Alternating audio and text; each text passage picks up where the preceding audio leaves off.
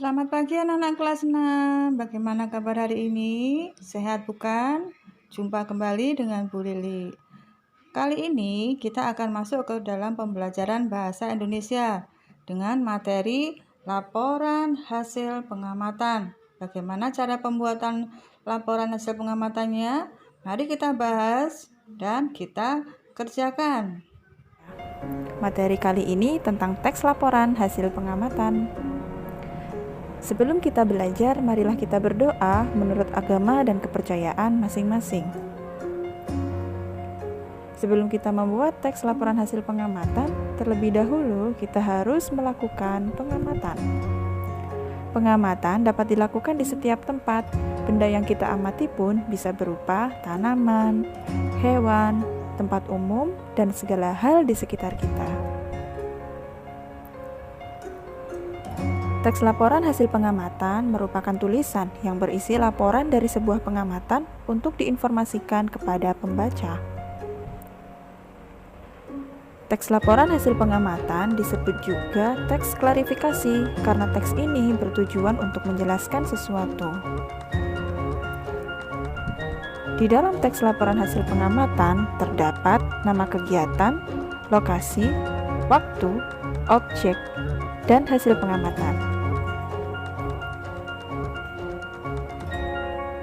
Ciri-ciri teks laporan hasil pengamatan: yang pertama, berdasarkan fakta atau sesuai kenyataan dari pengamatan langsung. Yang kedua, bersifat objektif atau tanpa dipengaruhi pendapat. Yang ketiga, ditulis lengkap dan sempurna, tidak menyimpang, dan laporan disajikan secara menarik.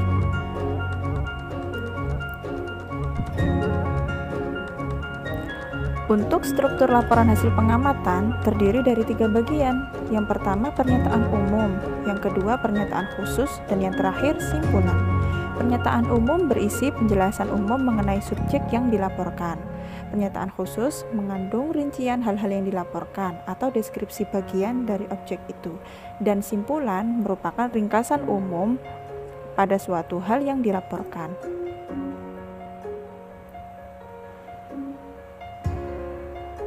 Sekarang, mari kita lihat contoh teks laporan hasil pengamatan berikut ini. Teks tentang kelinci ini memiliki 3 struktur utama: pernyataan umum, pernyataan khusus di paragraf 2 dan 3, dan yang terakhir simpulan. Pernyataan umum di sana menjelaskan tentang kelinci secara umum.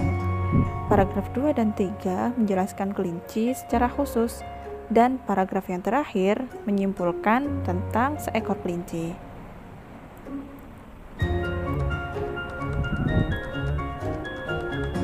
Ini adalah contoh teks laporan hasil pengamatan yang kedua, di mana di dalamnya terdapat hal-hal yang lebih rinci seperti hari, pukul, lokasi, dan sebagainya. Nah, bagian-bagian apa sajakah yang harus ada di dalam sebuah teks laporan pengamatan? Dalam sebuah teks laporan pengamatan harus ada nama kegiatan, lokasi, objek, waktu, dan juga hasil pengamatan. Jadi, seperti apa ya contohnya? Coba kalian perhatikan teks berikut. Ini adalah sebuah teks laporan hasil pengamatan. Dalam teks ini terdapat nama kegiatan.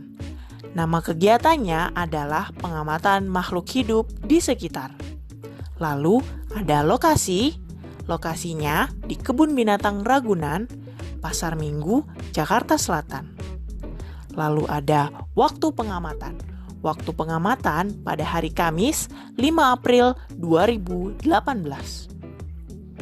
Lalu ada objek yang diamati.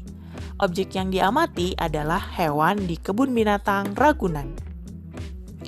Selanjutnya terdapat hasil pengamatan.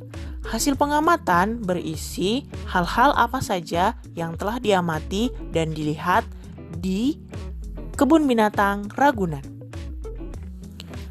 Jadi, begini ya jika kalian nanti mau membuat sebuah teks laporan hasil pengamatan. Selanjutnya, kita akan membahas tentang menyimpulkan informasi dalam teks laporan hasil pengamatan.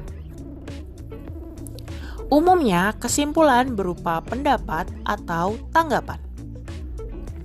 Kesimpulan merupakan suatu pernyataan yang didapat setelah membaca atau mendengarkan suatu teks. Menyimpulkan laporan berarti mengambil intisari atau informasi penting dari laporan, kemudian menyusunnya ke dalam bahasa sendiri.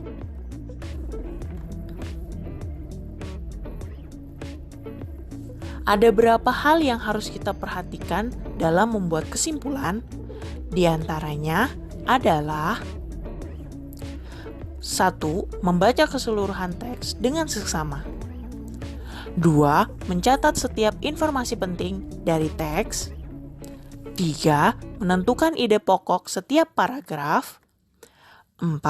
Mencatat kata kunci pada laporan.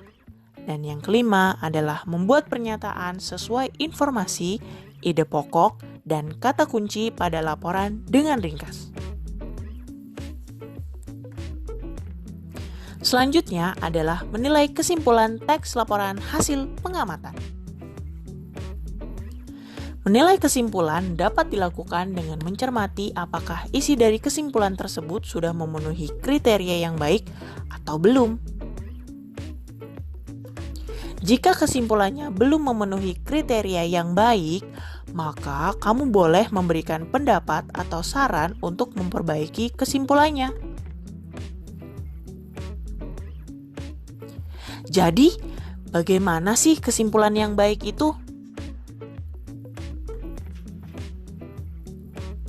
Kriteria atau ciri yang harus dipenuhi agar suatu kesimpulan dapat dinyatakan baik diantaranya: isi harus sesuai dengan informasi dalam laporan, mengandung ide pokok dan informasi penting laporan, berisi pernyataan yang dibuat menggunakan kalimat sendiri, dan menggunakan kata baku dan kalimat efektif. Selanjutnya, menulis teks laporan hasil pengamatan. Laporan yang baik dibuat menggunakan kata baku dan kalimat efektif. Kata baku adalah kata yang sesuai dengan Kamus Besar Bahasa Indonesia atau yang biasa disingkat dengan KBBI. Dalam membuat sebuah teks laporan hasil pengamatan, kamu harus memperhatikan waktu, tempat, suasana, dan proses dari peristiwa yang diamati. Ingat ya, laporan harus dibuat apa adanya, sesuai dengan apa yang dilihat, yaitu berupa fakta dan nyata. Bukan hasil pikiran atau khayalan kamu ya. Contoh laporan hasil pengamatan. Di sini contohnya kebun binatang. Nah, hal yang diamati atau objeknya yaitu hewan-hewan yang ada di kebun binatang Bandung. Waktu pengamatannya misalnya nih ayah ambil hari Minggu tanggal 19 Juli ya. Tempatnya Jalan Kebun Binatang nomor 6 Lebak Siliwangi Bandung. Ini tempat kebun binatangnya ya. Kemudian tujuannya yaitu untuk mengetahui hewan langka di kebun binatang. Nah, hasil pengamatannya ini kalian boleh tuliskan selama mengamati di kebun binatang ya. Boleh di sini ditulis dulu kalimat pembukanya bahwa kebun binatang itu terletak di jalan ini ya. Kemudian ada hewan-hewannya, unggas, melata, reptil, pisces dan lainnya. Nah, ini bisa kalian tuliskan di sini. Ini sebagai kalimat pembukaan. Nah, selanjutnya di sini dijelaskan kebun binatang Bandung ini memiliki luasnya juga yang harus kalian catat kalau kalian disuruh tugas mengamati hewan di kebun binatang. Berapa luasnya, apa hewannya berapa persen, tanamannya berapa persen. Nah, di sini ada ya. Kemudian apa yang menjadi ciri khas pengamatannya di sini? Nah, di sini dijelaskan bahwa di kebun binatang ini ada hewan yang dilindungi dari luar negeri. Nah, misalnya ada di sini ada unta, singa, jerapah, dan masih banyak lagi. Nah, ini contoh hasil pengamatannya. Nah, kemudian kesimpulan. Nah, kesimpulan ini apa yang kamu tarik intinya dari hasil pengamatan ini? Di sini contohnya hewan langka yang ada di kebun binatang Bandung jumlahnya sangat banyak. Salah satunya badak, harimau, gajah, babi rusa, burung merak, dan kasturi. Selain hewan langka yang berasal dari Indonesia, di kebun binatang ini juga terdapat hewan di luar negeri seperti unta, singa, jerapah, dan masih banyak lagi. Nah, ini kesimpulannya. Kesimpulannya ini mewakili semua yang ada di hasil pengamatan. Nah, arti lainnya bisa ini rangkumannya ya. Jadi kesimpulan itu Anda bisa merangkum poin-poin utama atau ide pokoknya. Nah, ide pokok di sini atau gagasan pokoknya tulis lagi, cantumkan lagi kesimpulan atau apa yang menjadi pikiran utama ide pokok dari semua ini apa, misalnya ya ini membahas hewannya, dan juga di sini keunggulannya ini hasil pengamatan yang khas dari kebun binatang ini adalah ada hewan luar negerinya. Nah, kalian bisa tulis di kesimpulan. Oke. Demikianlah ya anak-anak. Semoga penjelasan pembuatan laporan teks hari ini dapat bermanfaat untuk kalian semua, dan kalian semua dapat mengerjakan tugas yang diberikan ibu guru. Kita jumpa lagi pada materi-materi berikutnya dalam pembelajaran bahasa Indonesia. Kita tunggu materi selanjutnya ya. Sampai jumpa lagi.